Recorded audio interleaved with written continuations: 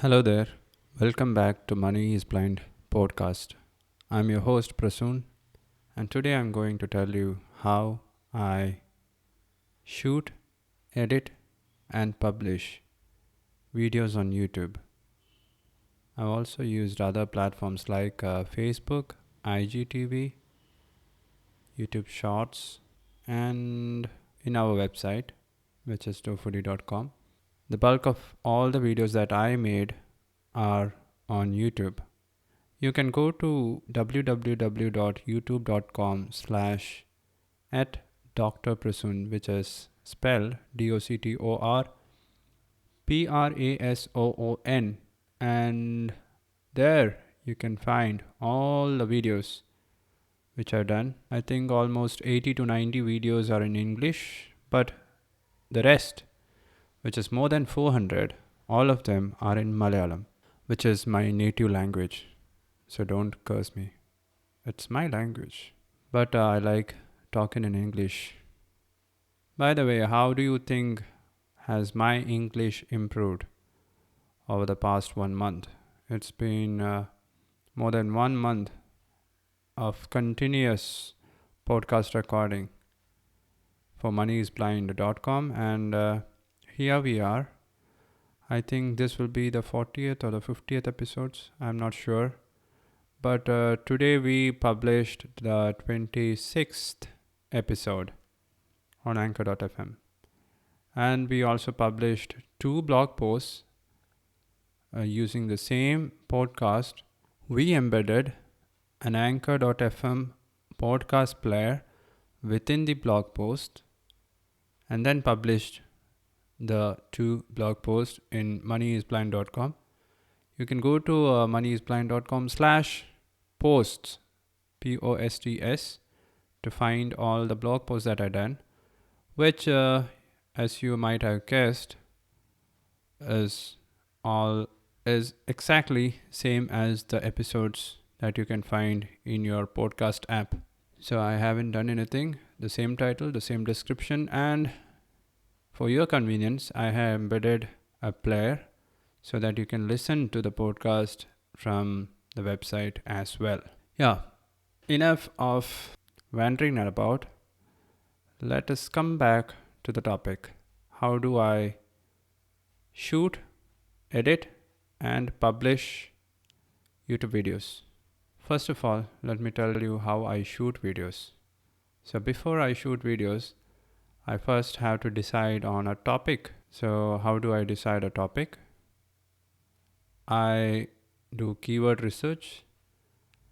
I go to google.com and type in what I need to do the video on. If it is like intermittent fasting, I will add how to do intermittent fasting in Malayalam. And then so many suggestions pops up beneath the text box, which I can note down. And all these are long tail keywords which I can use in my videos, or I can make individual videos on each of those long tail keywords. Sometimes I go to the Google Keyword Planner, which is a free tool which comes along with Google Ads, and then I go find out the search volume and the competitiveness of each of those keywords, but I rarely do it for making each YouTube video. Nowadays, I just go and search how many suggestions are there, if many people are searching for those keywords or not. So if there are more suggestions, I think I'll go with that keyword. I'll select it and then create a video on that topic. So after choosing the topic, then I go to some of the reputed websites which I refer on a regular basis, such as PubMed, Scholastic. There are so many websites, even Mayo Clinic, National Health Services, even Indian government's Ministry of Health and Family Welfare website. I refer many websites and sometimes even textbooks, because all the content that I create on my channel in YouTube is mainly related to health and healthcare. So that's how I create a script. I write down bullet points, and sometimes when I need to include a joke or a statistical number, I include it in the script, and so that I don't forget it when I shoot the video. So a script will be there always. That's how I shoot my videos. Initially it was plain text, then I started writing script in Word documents. I sometimes use a WordPad or my Notes app in my iPhone. Sometimes it is the email app. It doesn't matter. I just make sure that I keep writing the script by myself. I do it using my keyboard when it is connected to the iPhone, or when it is in the MacBook or Windows laptop, I use the laptop keyboard. So nowadays I divide the script into many headings. The first heading will be the intro. It will be the hook. So I always try to make it interesting and attractive for my viewers, so that within the 10 or 20 seconds after they start playing the video, they get hooked to the video, so that they keep watching till the end of the video. So that is how I design the intro. I write each and every word sometimes, and sometimes I just include the bullet points, that's all. And after that I come into the main content of the video. Then I divide it into several topics. You can find timestamps for most of the videos that you watch on YouTube, right? So there will be a timestamp, and next to the timestamp there will be a heading like what is going to be mentioned at that particular time. Yeah, that's how I write my scripts. I don't include the timestamp when I'm writing the script, but I divide the topic into several headings, and under each heading there will be script. After making the script, I have thought about reading it one more time before shooting the video, but that has happened only less than 10 times, I think. Most of the times after finishing the script, I straight away go into. So what do I do after writing the script? I send it through email to my personal assistant. Sometimes I WhatsApp it. Sometimes I save it as a text note. Sometimes I save it in my Notes app. Sometimes, initially I used Keep Notes, then Google Docs. I have used everything, but now I think emailing it to my personal assistant is the best way. So he comes on. We shoot the videos 3 times a week, every day at a fixed time in the morning, and it takes about 5 or 10 minutes to get everything set and done. We don't use any other artificial lights other than the natural lights that we use for in my home. We also use sunlight, which comes into the room through 2 windows, and we arrange the iPhone. That's the main device which I use to record all the videos. We have a tripod. I have a Boya smart lavalier microphone, which I've been using for 4 or 5 years, and it is still going good. I changed the batteries, but I think it was a good microphone. I bought it from UK. So the tripod, the lighting, the iPhone storage needs to be checked. I put the iPhone in airplane mode when we are going into the shoot mode. I turn the voiceover off, and if there is enough storage, by the way, I'm using a 64 GB iPhone 11. That's the device that I use to record the videos for my YouTube channel. And I just have to keep a look into the iPhone storage by going to the general settings. In the settings app, I can find all the details there. If enough storage is not there, I have to go delete some of the videos in the Photos app, and then turn on the recently deleted album within the iPhone storage section in the settings app, and that will free up some storage so that we can go ahead with shooting the video. My personal assistant aligns the phone and makes suggestions on my eye contact with the camera lens, the lighting, my position, my seating position, my hand gesture, my movements, everything. He has a say in it. And when everything seems okay, he just presses the record button, and he also reads me the script line by line. Then I go through it. Sometimes I expand on the script. Sometimes, if the script is in bullet points, I expand it on it using my own words and sentences which I create at that moment instantaneously. But sometimes I just stick on to the script word by word, and that's how he dictates the script, and I just make sure everything is included in the video. Yeah, when I make errors, when I say words, and when I cough or sneeze, I just leave it as such, and we take care of that during the editing part of the video. After shooting, oh, can you hear that sound? That's the robot, the vacuum floor cleaning robot that I use. It's cleaning my first floor of my home, and it is 11:15 at night. And Ryan, my son, has a bad cough, and he was wheezing when he went to sleep, and he has sports day tomorrow. I don't know whether he would be able to go to school tomorrow, but hopefully he feels better when he wakes up tomorrow. Yeah, coming back to the topic, I'll tell you more about the robot in a later episode, alright? Yeah, after shooting the video, we just, if there are any B-rolls that I need to include in the video, we shoot that as well. For example, in one of the videos that we took last week, I had to include a B-roll video of this small exercise which is called a soleus push-up.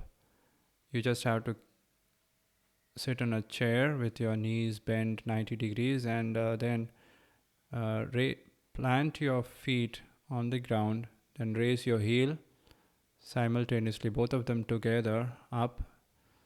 When you push down with your toes onto the ground, and when you keep your heels back on the ground, that is one soleus push-up. So I was explaining this in the video, and I wanted to show it in the B-roll of that same video, so we had to shoot that video as well. So we also think about what to include, whether it is going to be other B-roll videos or other photographs which needs to be included as the B-roll. Most of the time it is copyright free photographs that we use, but sometimes we take other videos as well. So after finishing shooting the video, we go to Office. The iPhone will be connected to the Office desktop. We transfer the files. We also take the thumbnail photographs using iPhone's camera as well. Sometimes we do it in the portrait mode. Shamnaz does it, and we remove the background, and we have a template that we use in Canva and also in Figma. We just have to put my picture with background removed in it and caption, and that's it. That's the thumbnail of the video ready. So after transferring the video from the iPhone to the desktop, we use the app called Shortcut. Our Office desktop runs on Windows 10. We have an update option to Windows 11, but we haven't done it. Shortcut is an open source free software. It's a free video editing software that you can download from shortcut.com. No, I don't think it is shortcut.com. I think it is .org. But it is a very good software. We haven't used any other software in the last 4 or 5 years, because when you find a software which works as you expect it to do, why do you need to fix it? Why do you want to change it. So it gets all the work done. Basic video editing is very much possible using Shortcut, and that's why we are still sticking on to it. In the early years, and 2019, when I started recording videos, the Shortcut app used to crash a lot, and we used to lose all the last unsaved changes that we made to the video editing clip. Now, who does the video editing? It is mostly my personal assistant who does it. They doesn't need to be professional video editors, by the way. They can learn it in 1 or 2 days, and within 1 week they will be up to speed. And it usually takes only about 1 week for a newbie, a beginner, to learn how to edit these videos. And I think there are hundreds or thousands of tutorial videos on how to use Shortcut on YouTube itself. So you can hire a personal assistant and give them all these video tutorials, and they will learn it. It is very easy. And I'm not going into the detail on how you can edit those videos, but I sit with them when they learn, and when all the steps are met. That means first of all we need to create a video track, then we export the audio from the video track and remove the background noise, make it a bit more louder, crisper, and then re-import it into the Shortcut as a new audio track. Then we use another video track to put the logo and all the text and pop-ups and the b-roll photographs and other videos and all.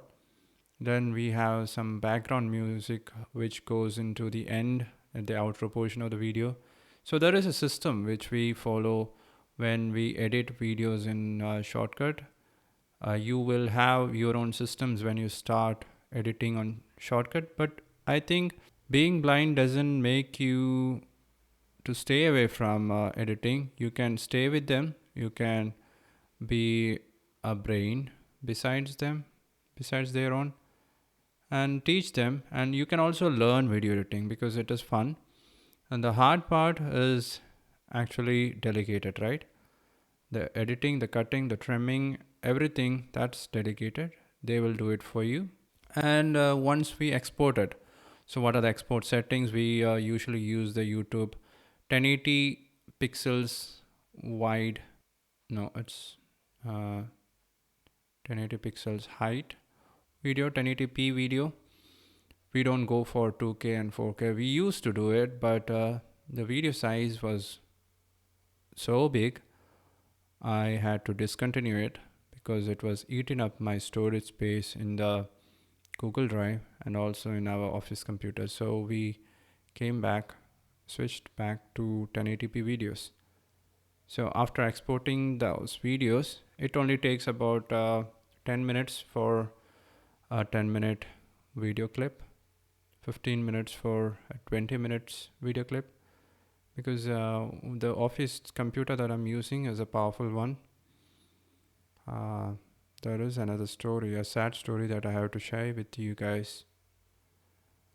I burned the processor of one of my office computers 3 months back, and I had to shell out how much was it?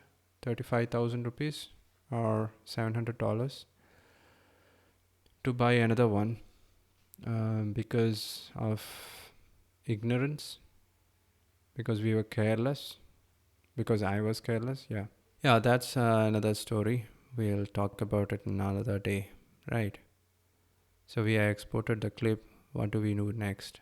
After exporting the clip, we upload it to YouTube. Then I go search for the tags. I do it using the keyword planner and YouTube's search box. We find some of the best tags that we can use. All the steps after shooting and uploading it. The remaining steps that I'm going to share now including searching for the tags. These are all for video search engine optimization. That means you need to understand that YouTube is one of the most used search engine, second only to Google. So whenever any person wants to find an information that they are looking for, they go to YouTube and search for it. So if the video that I publish has the right keywords, has the right information in it, I need to make sure that these information are visible to any person who is searching for it. And I also need to tell Google and YouTube that this video has all this information, right? So these are called meta descriptions. And everything that I'm going to share now is covered under YouTube video search engine optimization, which makes sure that if any person searches for a video and if my video has the right information, YouTube will bring that video to the top of that search list so that the person clicks on that video first, and the user who was searching for it gets the most value from that video. So that's how search engine optimization works in YouTube. So that's why I search for the best tags that I can use. The title optimization is also very important. I mostly try to use up all the 100 characters that YouTube allows to be embedded in the title box. Then comes the description.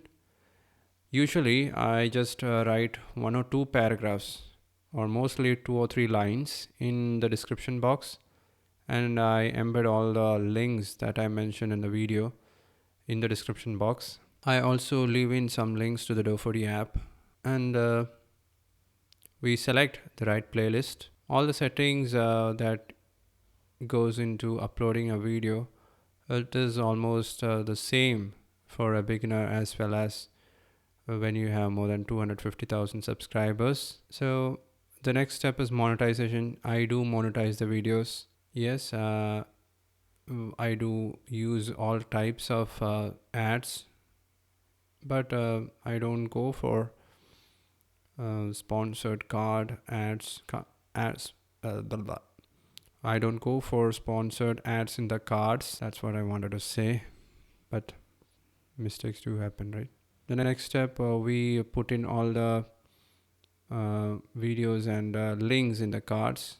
Then comes the end screen. Teaching this to the newly appointed personal assistant is a bit tricky and takes some time for them to grasp it. I found it the same way in my last 3 personal assistants who are hired. How to publish videos and selecting the right videos and playlists for the cards, and how to use end screens in YouTube videos. That's a bit tricky, but when they learn it, they do it automatically within 1 or 2 minutes. We just have to tell them what video goes at what time, which playlist needs to be embedded in the end screen, and that's all. So every typing and all, they do it. Sometimes I do the typing for description, title and all. Malayalam words, Shamnaz does a very good job. He's an expert when it comes to typing in Malayalam. We also use Malayalam words for our users to find our videos, right? So after putting in all the end screen and all, we schedule the videos for 5:25 p.m. I don't know why I chose that time, but we've been scheduling videos for Tuesdays, Thursdays and Saturdays at 5:25 p.m. Indian time. That's when we publish our videos. I have tried doing live videos, but that was a totally different experience. It's nothing like what you do for a conventional video publishing. I'll talk about live videos later. And after publishing the videos, then there's some more marketing tips that I need to tell you guys. We share it on Hootsuite, which pushes the video link to Facebook, Instagram and Twitter.